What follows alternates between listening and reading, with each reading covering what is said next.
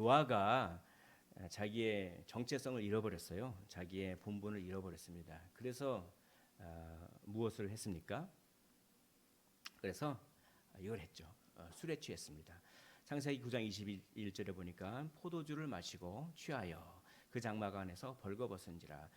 포도주를 계속 마시다 보니까 몸에 열이 나잖아요. 그러니까 자기도 모르게 옷을 하나둘씩 벗게 되는 것이죠. 그렇게 참 정체성과 자기의 본분을 잊어버릴 때 좀 이렇게 이런 삶을 참 사는 것 같습니다. 이걸 봤어요. 누가 봤습니까? 노아의 아들 함이 이걸 봤습니다. 함이 이걸 보고 막 비방을 하는 거예요. 9장 22절에 보니까 가나안의 아버지 함이 그의 아버지의 하체를 보고 밖으로 나가서 그의 두 형제에게 알리매 단지 정보를 알려줬다는 게 아니라 막 비방한 거죠. 우리 아버지는 왜 그래? 참 그런 말을 할 때가 있는 것 같아요. 속으로라도 그렇고 우리 아버지 우리 엄마 왜 이래? 그거 하나님이 들으십니다. 하나님이 들으세요. 함이 잘못한 거죠. 함이 잘못했어도 따끔하게 혼 한번 내면 될 때인데 그냥 저주를 퍼부어요. 그게 조금 너무 심하다. 그냥 우리 아버지 왜 이래 이렇게 조금 비방하고 약간 좀 이제 그런 거 가지고 막 저주까지 퍼부을 정도는 되겠는가 이렇게 생각을 좀 할 만하죠. 이게 과연 저주를 받을 만한 잘못인가? 그래가지고 이게 이제 이건 아니다. 뭔가 있을 것이다. 뭔가 다른 게 있기 때문에 이렇게 저주를 했지. 뭐 그런 거 가지고 저주를 했겠어. 그래서 어떤 학자들은 요 창세기 9장 22절에 하체를 보고라고 하는 이 말을 가지고 막 연구를 했어요. 그래서 이게 본다고 하는 것이 단지 본다는 게 아니라 뭔가 성적인 의도를 가지고 본다. 뭐 이렇게 해석을 했어요. 그래서 이거 하체를 본다라고 하는 거를 막 그냥 여러 가지 뭐 해석해 가지고 이게 근친상간을 상징하는 말이다. 뭐 이렇게 해석도 했는데 조금 과한 해석이죠. 사실 성경이 이게 이 창세기 같은 경우는 한 3,500년 전의 글이에요. 고대 사회에서 그 아버지의 권위라고 하는 것은 현대인이 상상할 수 없는 권위입니다. 그래서 이 고대 사회의 관점으로 볼 때는 이게 충분히 그럴 수 있는 그런 것이죠. 그래서 오늘날의 눈으로 볼 때는 좀 그럴 수 있지만 이 고대 사회의 눈으로 볼 때 이거는 충분히 자연스러운 일이다. 우리는 이렇게 이제 이렇게 해석할 수가 있습니다. 많은 저명한 구약 학자들이 이렇게 해석을 하고 있습니다. 성경도 부모를 공경하라라고 하면서 공경의 중요성을 얘기하고 있습니다. 왜냐하면 십계명을 보면은 십계명이 하나님과의 관계, 그렇죠? 전반부, 후반부는 사람과의 관계를 다루고 있지 않습니까? 근데 사람과의 관계를 다루는 맨 첫 번째가 뭡니까? 그게 내 부모를 공경하라. 이 공경이라고 하는 단어는 하나님을 경외하라고 하는 단어랑 뭐 같은 거죠. 그러니까 살인하지 말라라고 하는 그 명령보다 부모를 공경하라고 하는 것을 더 중요하게 성경은 여기고 있습니다. 왜입니까? 부모 공경을 통해서 하나님을 경외하는 법을 배우는 거예요. 그리고 부모 공경을 통해서 하나님이 지으신 창조 질서와 모든 이웃을 사랑할 수 있는 예의 범절을 배우는 것이죠. 그렇기 때문에 부모를 공경하는 건 굉장히 중요한 일이고 이것은 단지 부모를 공경하는 차원을 넘어서서 하나님의 창조 질서를 존중하라는 것입니다. 우리가 속해 있는 모든 공동체의 그룹에 회사나 직장이나 사업체나 다 질서가 있잖아요. 그리고 우리 국가에 우리 속해 있지 않습니까? 그런 질서는 하나님이 권세를 부여해 주신 거기 때문에 그 개인과 그 사람을 보는 것이 아니라 그 사람을 세우신 하나님을 우리가 경외하는 마음으로 그런 모든 질서를 존중해야 된다라고 하는 그런 어떤 공경이라고 하는 것은 이게 크게 중요한 것이죠.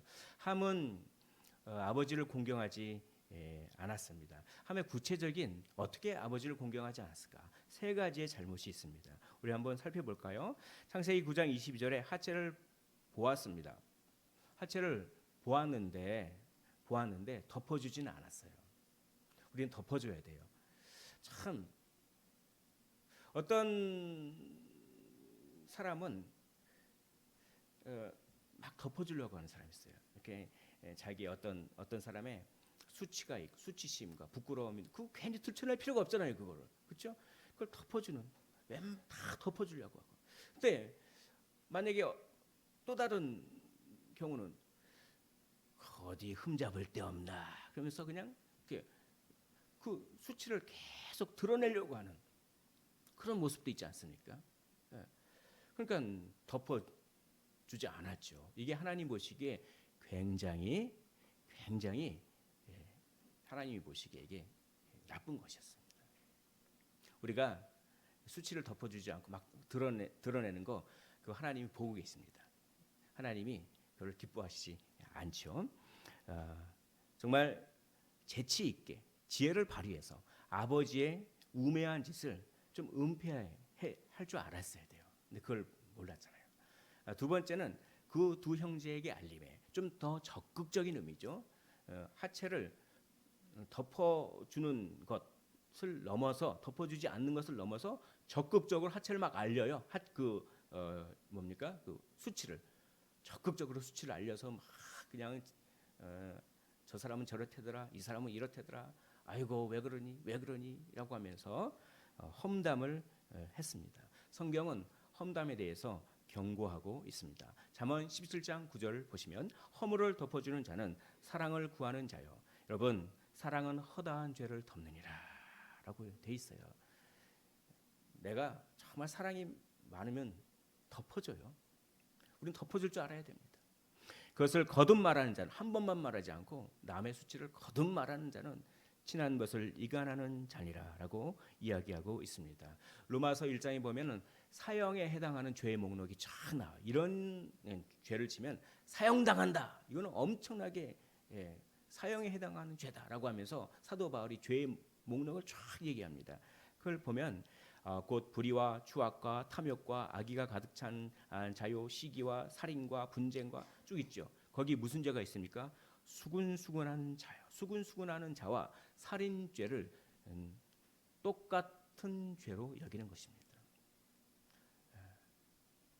험담은 그렇게 성경에서 좀 싫어하는 것이죠. 여기에 두 가지는 본문에 이렇게 명시되어 있었는데 암시되어 있는 죄가 하나 더 있어요. 그건 뭐냐면은 다른 사람도 그 험담에 동참하게 하는 죄. 이 험담이라고 하는 것이 이게 이런 게 있습니다. 자기가 어떤 사람에 대해서 험담하는 것을 다른 사람들이 인정해 주기를 원해요. 그래서 내가 험담하는 것이 정당하다고 하는 것을 좀 증명되기를 원합니다. 저 사람 봐, 저 사람 그렇잖아, 저 사람 뭐 어떻게 인생을 저렇게 살 수 있니? 그렇지 않니? 꼭 그렇잖아요. 그러면 이런 걸 원하죠. 그걸 듣는 사람도 맞아 이 얘기를 하기를 원합니다. 그러니까 험담이라고 하는 것은 항상 커지게 돼 있어요. 그러니까 자기만 하면 되는데 남까지 그 죄에 끌어들이게 하는 죄, 이게 굉장히 큰 죄입니다. 함은 그런 죄를 저질렀어요. 우리 아버지 왜 이래? 예? 형제들이요, 당신들도 그렇게 생각하지? 여기에 좀 동참 좀 해봐. 이런 거죠. 로마서 1장 32절에 그들이 이 같은 일을 행하는 자는 사형에 해당한다고 하나님께서 정하심을 알고도 자기들만 행할 뿐 아니라 또한 그런 일을 행하는 자들을 옳다 하느니라 라고 하면서 자기만 하면 되는 거야. 거기에서 그치는 것이 아니라 다른 사람도 그 죄에 동참하게 하는 죄, 이것이 죄의 최고봉이라고 그렇게 이야기하고 있습니다. 함은 그렇게 덮어주지 않았습니다. 험담했습니다. 그리고 죄에 동참 시켰습니다. 험담을 유도했습니다. 그런데 참 이 셈과 야벳이 그 험담에 넘어가질 않아요. 우리도 그래야 되겠습니다. 오히려 선한 행동을 하는 거죠. 셈과 야벳은 선한 행동을 했어요. 험담에 넘어가기는커녕 오히려 그 아버지를 덮어주는 모습이죠. 오늘 창세기 9장 23절의 말씀이 오늘 요절의 말씀인데 우리 화면을 보시면서 우리 한 목소리를 한번 읽어보겠습니다. 시작. 셈과 야벳이 옷을 가져다가 자기들의 어깨에 메고 뒷걸음쳐 들어가서 그들의 아버지의 하체를 덮었으며 그들이 얼굴을 돌이키고 그들의 아버지의 하체를 보지 아니하였더라. 이게 참 이 많은 동사가 있어요. 가져다가 그리고 그러니까 이게 이런 식으로 쓰여 있는 거죠. 히브리 본문에는 옷을 가져갔습니다. 그리고 어깨에 맸습니다. 그리고 뒷걸음쳤습니다. 그리고 들어갔습니다. 그리고 덮었습니다. 그리고 얼굴을 돌이켰습니다. 그리고 보지 아니하였습니다. 이게 굉장히 강조하는. 그러니까 이게 아버지의 그 수치를 보지 않기 위해서 엄청나게 필사적으로 노력하는 모습을 성경은 강조하고 있어요. 이게 너무 오버하는 거 아니야? 이게 무슨 뒷걸음질. 그러니까 아버지의 발끝만 보는 거죠. 발끝만 보고 그 하체를 안 보려고 그냥 노력해가지고 얼마나 어려운 일입니까? 이게 너무나도 어려운 일인데 너무나 아버지의 수치를 조금이라도 보지 않으려고 엄청나게 노력하고 있는, 너무 어떻게 보면 좀 오버하는 것 같죠. 그런 거를 성경은 강조하고 있다는 거죠. 이게 고대 사회에 이 부권이 이렇게 강조돼 있던 사회, 그런 기준으로 봤을 때도 이건 굉장히 평범함을 넘어선 조심스러움인 것 같아요. 이게. 근데 오늘날 우리가 볼 때는 이건 굉장히 평범함을 넘어선 거룩함이죠. 이게. 우리는 평범함을 좀 넘어서야 되지 않겠습니까? 근데 평범함보다도 못하잖아요. 함은 상식보다도 못하잖아요. 이거를 참 강조하고 있어요. 이렇게 아버지의 수치를 보지 않기 위해서 필사적으로 노력하고 입술로는 단 한마디도 얘기하지 않았어요. 이걸 하나님께서 기뻐하시는 거죠. 정말 공경이 뭔지 아는구나. 정말 경외가 뭔지를 아는구나. 내가 세운 질서를 그렇게 존중하는구나. 내가 세운 질서를 그렇게 존중하니 그걸 통해서 너희들은 나를 존중하는지 내가 알겠다. 하나님이 이런 마음을 가지시지 않았을까요? 도대체 무엇이 이런 차이를 만들어냅니까? 한쪽은 막 우리 아버지 왜 이래 막 그러고 막 험담하라 그러고, 한쪽은 그렇게 뒷걸음질 쳐가지고 평범함을 넘어선 그 조심스러움으로. 도대체 무슨 차이가? 정체성 때문에 그래요. 정체성. 나는 누구인가? 나의 본분은 무엇인가? 그렇죠? 셈과 야벳은 나는 아들이다. 나는 아버지의 아들이다. 나는 그러므로 아버지의 수치를 덮어줄 그런 의무가 있다. 나의 본분은 그것이다. 라고 자기의 정체성을 기억했습니다. 기억을 하되 그냥 기억만 하면 안 되고 좀 굳건하게 힘줘서 나는 그런 사람이야. 그러니까 거기에서 절제력이 생기고 분별력이 생기잖아요. 아버지 왜 이래? 그런 말을 들어도 아니야. 나는 아버지의 아들이야. 라고 하니까 분별력이 생기고 절제력이 생기는 것입니다. 그런데 함은 자기의 본분을 까먹어버렸어요. 자기의 정체성을 까먹어버렸어요. 마치 노아가 자기의 정체성을 까먹으니까 술 취해서 옷 벗고 막 그러잖아요. 그랬듯이 함도 자기의 정체성을 까먹고 자기의 본분을 까먹으니까 무분별해지죠. 무분별하다. 이게 뭡니까? 자기의 감정에 사로잡히는 겁니다. 그리고 자기의 욕심에 사로잡히는 거예요. 그래가지고 자기의 본분을 망각하고 그냥 무절제하게 감정이 시키는 대로, 또 욕심이 시키는 대로 그냥 감정과 욕심에 순종해서, 이게 무분별과 무절제죠. 왜 이런 모습을 많이 보지 않습니까? 화나면 앞뒤 안 가리는 그런 모습. 앞뒤를 안 봐요. 화가 났기 때문에 그 화난 감정에 사로잡혀가지고 분별해야 되잖아요. 내가 화를 내면 분명히 후회할 것이다. 내가 화를 내면 어떤 결과가 있을 것이다. 앞뒤를 탁탁탁탁탁 이렇게 이성적으로 분별하면 화가 싹 누그러질 텐데, 그렇죠? 화가 나면 그런 걸 생각하지 않아요. 무분별하고 무절제하게 됩니다. 삼손이 그랬잖아요. 삼손이 그냥 복수심에 불타서 화가 나니까 그냥 폭력적으로 앞뒤 안 가리고 막 그랬잖아요. 또 삼손은 어떻게 됩니까? 그거 그냥 드릴라라고 하는 이방 여인이 참 예뻤던 것 같아요. 그 아름다움에 그냥 사로잡혀가지고 무분별과 무절제와 자기가 이스라엘의 사사라고 하는 그런 뭡니까? 정체성을 잃어버리고, 그래서 그냥 머리가 다 잘려가지고 힘을 다 잃어버리고, 그러니까 나중에 하나님께서 블레셋을 시켜서 눈을 다 뽑아버리잖아요.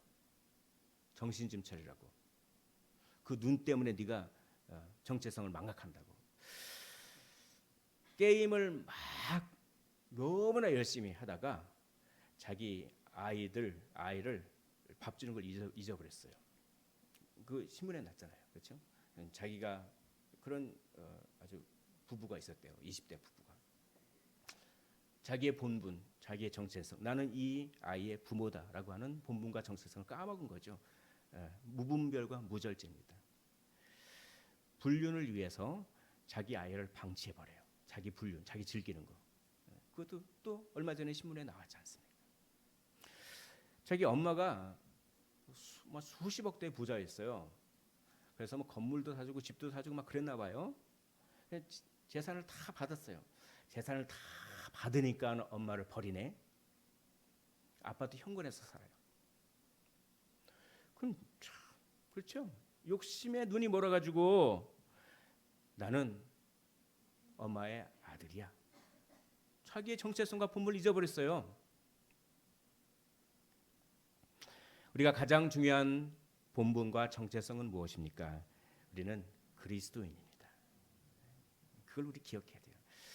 제가 말씀을 준비하는데 갑자기 하나님께서 한 5년 전인가요? 6년 전, 개척하기 전이니까 그런 어떤 한 사건을 싹 떠오르게 하시더라고요. 뭐냐면 이제 제가 이제 신호대기 하고 있어요. 차를 다 이렇게 대고 좌회전 신호인데 거기 좌회전이 좀 길어요. 길은데 좌회전이 안 바뀌었지 않습니까?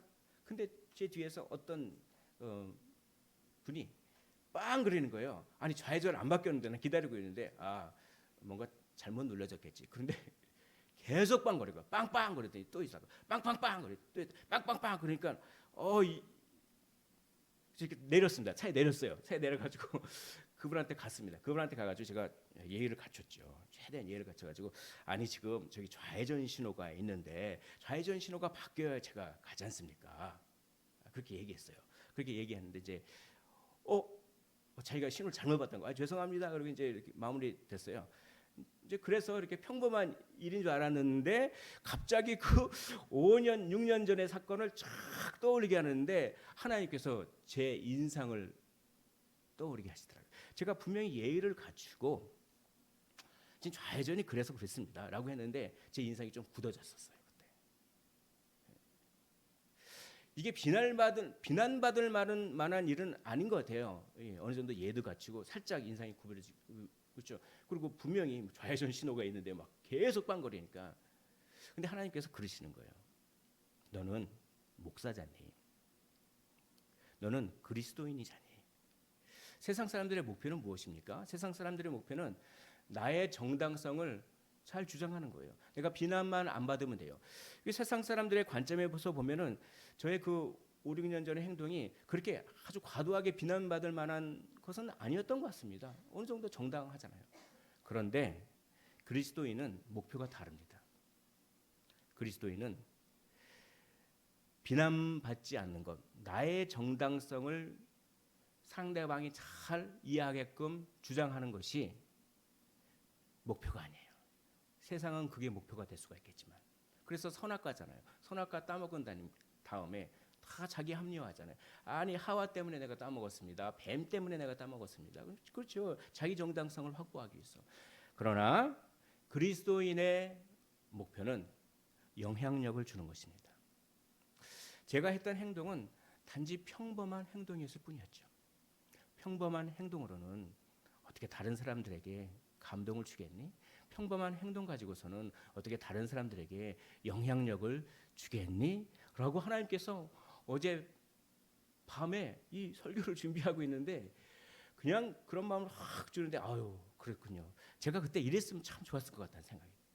참 인생이 나이가 50 몇 살밖에 안 되는데도 후회를 이렇게 많이 하더라고요. 후회할 일이 많은지 모르겠어요. 후회가 되더라고요. 후회가 없는 삶을 살면 좋을 텐데. 그렇죠. 완벽하진 않지만 참 우리가 후회를 줄였으면 좋겠습니다. 그게 후회가 되더라고요. 그때 제가 딱 일어나가지고 이왕 그렇게 엎질러진 물인데 다 이렇게 차문을 열고 나갔으면은 활짝 웃으면서 가가지고 아이고 이 신호가 아직 안 바뀌었거든요. 이게 신호를 잘 못 보신 모양입니다. 걱정하지 마십시오. 제가 신호가 바뀌자마자 제가 제작하게 갈 테니까 너무 염려하지 마십시오. 그러면서 했으면 얼마나 좋을까. 그러면서 딱 하면서 센스 있게 푸른 바다 이렇게 찬송 한번 딱 불러주고 싹 들어가면 야 그러면 후회가 되더라고요. 후회가 돼요. 노아도 후회했을 것 같아요. 노아도 내가 그냥 왜 이렇게 술을 먹었지. 그렇습니다. 우리의 목표는 내가 정당하다고 하는 걸 증명하고 주장하는 게 아니에요. 우리의 목표는 우리가 평범함을 뛰어넘는 인내와 사랑을 통해서 한 영혼이 주께로 돌아오게 하는 게 우리의 목표죠. 그게 우리의 정체성이고 그게 우리의 본분입니다. 그것을 강하게 기억할 때 위기는 위험한 기회라고, 조금 마음이 어려운 상황도 이거는 내가 특별한 인격을 보여줄 기회다 해석이 바뀌어져. 물론 자기 정당함을 무조건 억누르라는 얘기는 아닙니다. 그것도 지혜롭게 해야 되겠지만, 그러나 궁극적인 목표는 우리는 이제 다른 데 있다고 하는 거죠. 고린도후서 2장 14절 15절 사도 바울은 얘기합니다. 항상 우리를 그리스도 안에서 이기게 하시고 우리로 말미암아 각처에서 그리스도를 아는 냄새를 나타내시는 하나님께 감사하노라. 우리는 구원받은 자들에게나 망하는 자들에게나 하나님 앞에서 그리스도의 향기니. 우리로 말미암아 하나님께서는 그리스도를 아는 냄새를 퍼뜨리십니다. 우리는 거룩한 분무기예요. 우리는 거룩한 향수입니다. 각처에서, 교회에서뿐만 아니라 각처에서 그리스도를 아는 냄새를 우리로 말미암아 나타내시기를 원하시는 하나님, 우리의 정체성과 본분은 그리스도의 향기 아니겠습니까? 단지 평범해서는 향기가 될 수 없잖아요. 평범함을 뛰어넘는, 오늘 샘과 야벳이 평범함을 뛰어넘고 그렇게 그 자기 아버지의 수치를 보지 않기 위해서 뒷걸음쳐 가는 그 평범함을 뛰어넘는 거룩함, 그 조심스러움, 우리도 그 평범함을 뛰어넘는 사랑과 인내와 절제,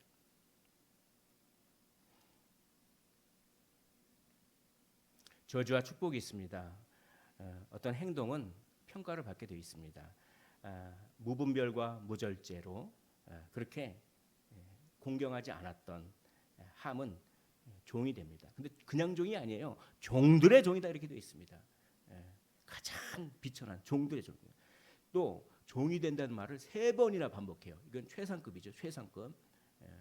종이 되기를 한 번만 하는 게 아니라 26절에 종이 되고 27절에 종이 되게 하시기를. 그렇게 그렇습니다. 평가가 있습니다. 평가가 있어요. 그러나 샘과 야벳에게는 하나님께서 복을 내리십니다. 샘의 하나님, 그렇죠? 그거는 샘과 함께 하시겠다는 임마누엘의 복이에요. 샘의 하나님, 샘의 후손이 아브라함이잖아요. 그러니까 아브라함의 하나님, 이삭의 하나님, 야곱의 하나님이 있기 전에 먼저 샘의 하나님이 있었던 거예요. 그 하나님이 우리 하나님이잖아요. 내가 세상 끝날까지 너희와 항상 함께 있을 것이다. 그래서 네가 어려울 때 도움을 주고, 네가 정말 어리석을 때 지혜를 주고, 네가 정말 합력하여 모든 것이 선해서 선하게 너를 이끌 것이다. 그 임마누엘의 복이잖아요. 자기의 본분을 기억하고, 그렇죠? 정말 평범함을 뛰어넘는 정체성에 알맞은 일을 했을 때, 그리고 야벳을 창대하게 하십니다. 하나님께서는 하늘 상급을 주시고 현세에서도 가장 좋은 것을 주시는 분임을 믿으시기를 원합니다. 왜 가나안이 저주를 받았을까요? 분명히 함이 잘못을 했는데 잘못은 아버지가 해놓고 왜 아들이 벌을 받을까요? 그리고 함의 아들은 가나안만 있는 게 아니었어요. 구스도 있었고 무슨 아들도 있었고 무슨 아들도 있었고 가나안도 있었는데 왜 하필이면 꼭 집어서 가나안을 저주를 했을까요? 우리는 하나님의 뜻을 잘 모릅니다. 그러나 우리는 하나님이 어떤 분이신지를 알죠. 하나님은 공평하신 분이고 정의로운 분이십니다. 하나님은 시간을 초월하신 분이에요. 우리는 과거, 현재, 미래를 살지만 하나님은요, 미래에서부터 현재와 과거로 거꾸로 진입해 들어오실 수 있는 그런 분이십니다. 그게 알파와 오메가라고 하는 뜻이잖아요. 하나님은 가나안을 알았어요. 그러니까 함이 오늘 무절제하고 무분별한 모습을 보이잖아요. 그 모습이 가나안도 똑같았어요.